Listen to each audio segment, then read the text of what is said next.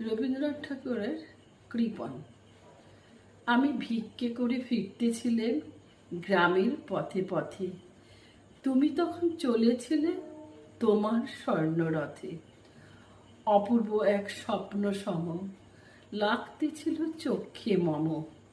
কি বিচিত্র শোভা তোমার, কি বিচিত্র সাজ।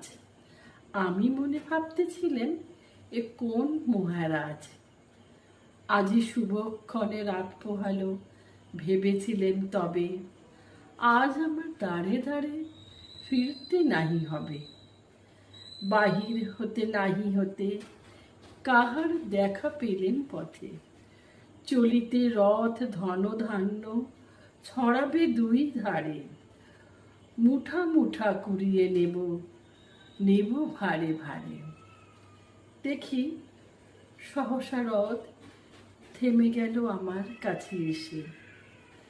আমার মুখপানে চেয়ে নামলে তুমি হেসে।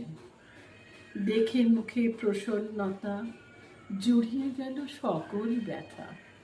হেন কালে কিসের লাগি তুমি অকস্মাৎ, আমায় কিছু দাও গো বলে বাড়িয়ে দিলে হাত। মরি, এ কি কথা রাজাধিরাজ, আমায় দাও গো কিছু। শুনে ক্ষণকালের তরে রইল মাথা নিচু। তোমার কি বা অভাব আছে ভিখারি ভিক্ষুকের কাছে।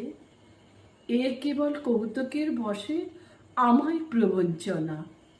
ঝুলি হতে দিলেন তুলে একটি ছোট কণা।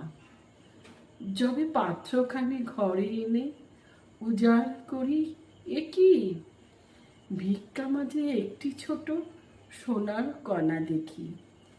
দিলেন যে রাজ ভিখারিরে, স্বর্ণ হয়ে এলো ফিরে। তখন কাঁদি চোখের জলে দুটি নয়ন ভরে, তোমায় কেন দিইনি আমার সকল শূন্য করে।